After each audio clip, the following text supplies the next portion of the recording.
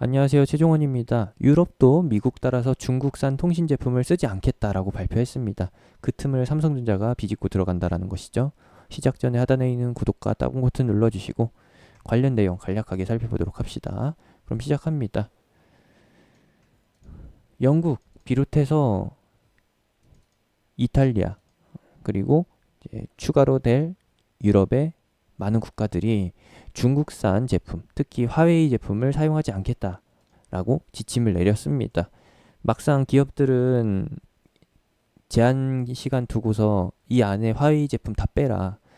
거기 안에 중국산 제품 말고 다른 국가 제품 채워 넣어라라고 강제로 지침을 내리다 보니까 무조건적으로 따라야 되다 보니까 비상이 걸린 거죠.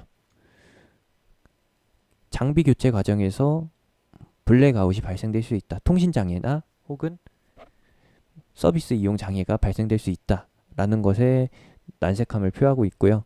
이 상황은 어차피 나중에 겪어야 될 거 앞당겨서 진행하는 거다. 조삼모사라고 보시면 되겠습니다. 핑계예요, 핑계. 당장 화웨이 제품 빼고서 거기에 새 제품 채워 넣으려고 하면은 돈 드니까, 생돈 들어가니까 바로 하기 싫다라는 거죠. 부담된다라는 것입니다. 거기에서 이제 삼성전자가 뛰어듭니다. 삼성전자 부사장이 이제 영국 시장을 노려보겠다라고 발표를 했고요. 여기까지가 이슈 내용인 거고 시장과 관계를 살펴보게 되면은 요겁니다. 어떤 것이냐? 여러분들이 알고 계시다시피 삼전은 기지국에 들어가는 부품을 생산하는 게 아니라 서버용 제품을 생산합니다. 서버용 제품은 거의 필수라고 보시면 돼요. 아니, 무조건 강제적인 거죠.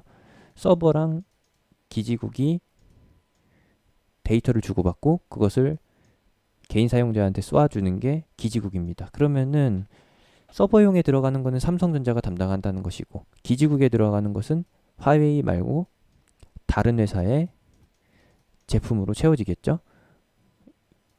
이제 5G가 됐든 아니면은 LTE가 됐든 개인 사용자가 어떤 서비스를 이용하는지는 별로 상관이 없다라는 거. 왜? 어차피 애플 아니면은 삼성, 노키아 같은 제품을 쓰기 때문에 거기까지는 우리가 신경 쓸 필요가 없는 거고 우리가 보는 거는 삼성전자가 서버용 제품의 빈틈을 공략할 때 거기에 따라갈 수 있는 게 무엇이 있느냐를 보는 겁니다. 그렇게 해서 보게 되면은 일단 삼성전자는 통신 시장에서는 그렇게 매출이 발생되지 않습니다. 실질적으로 발생되는 것은 서버용 반도체 그리고 그냥 반도체라고 보시면 되겠고 이번 영국 이슈에서 삼성전자가 득을 볼 수 있는 부분은 제한적이다. 저 이슈 하나만으로 저 매출 하나만으로 매출 실적 개선이 발생되지 않는 부분이기 때문에 삼성전자는 배제하고 보시면 되겠고요. 우리가 볼 거는 뭘까요? 당연히 통신 장비죠. 여기에서 삼성전자와 연관이 돼 있거나 아니면은 해외 시장 공략을 했었던 기업들을 찾아야 됩니다. 뭐 그거는 쉽게 찾아볼 수가 있는데 간략하게 요약을 해드리면은 삼성전자랑 거래했던 회사는 이제 어딨나요? RFHIC가 있고요. 이 기업도 역시나 삼성전자와 거래를 하고 있었던 그리고 기지국 전용 제품을 삼성전자와 연동해가지고 통신사에 판매했었던 기업인 거고 그 다음에는 오이솔루션이 있습니다. 여기 있네요. 오이솔루션 역시도 삼성전자의 제품을 판매하고 있습니다. 그것이 5G, 진짜 5G라고는 설명드리기가 좀 어려운 게 처음에도 말씀드렸지만 지금 현재 판매되고 있는 거는 포장지만 5G고 소갈맹이는 LTE, 그냥 빠른 LTE 중에서도 상위 LTE다 라고 보시면 되겠습니다. 유럽에서 말하는 5G 역시도 그냥 빠른 LTE, 속도 빠른 제품, 서비스라고 보시면 되겠습니다. 그것을 그냥 쉽게 부르기 위해서 저도 5G라고 부를게요.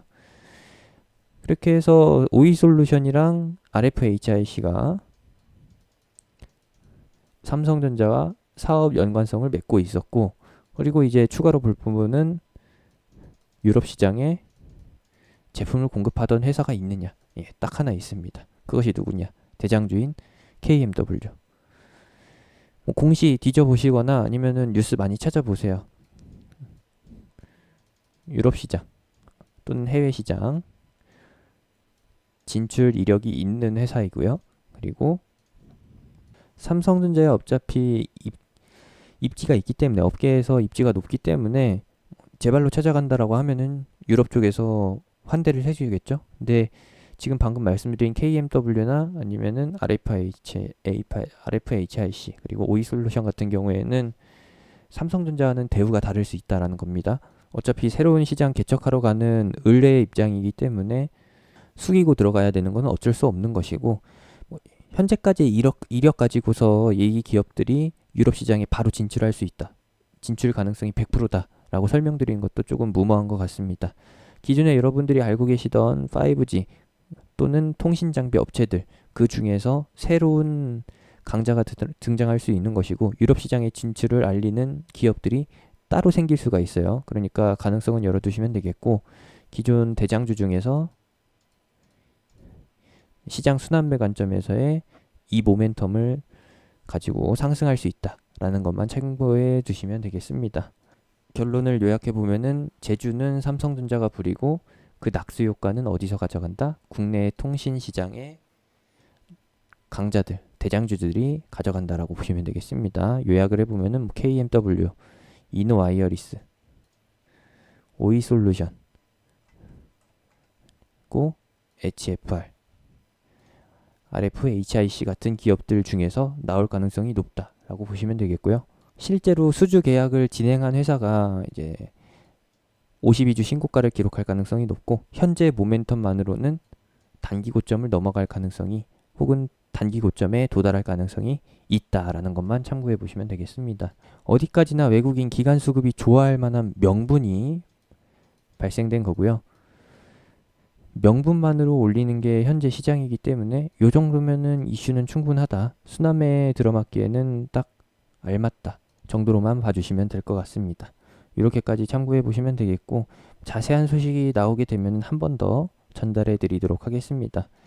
다시 한번 마지막으로 주의사항 당부 차원에서 말씀드리지만, 현재 5G라고 부르는 이 보급 수준은 가짜입니다. 항상 내용물에 28GHz 전용 제품이라고 표시가 되어 있는지 확인해 볼 필요가 있고요.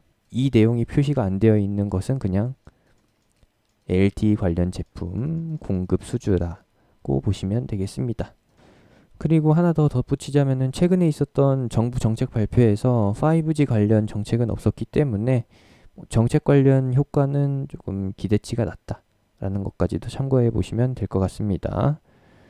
제가 운영하는 무료 카톡방은 하단에 있는 링크, 댓글에 있는 링크, 영상 끝나고 나오는 아이콘 타고서 들어오실 수 있습니다.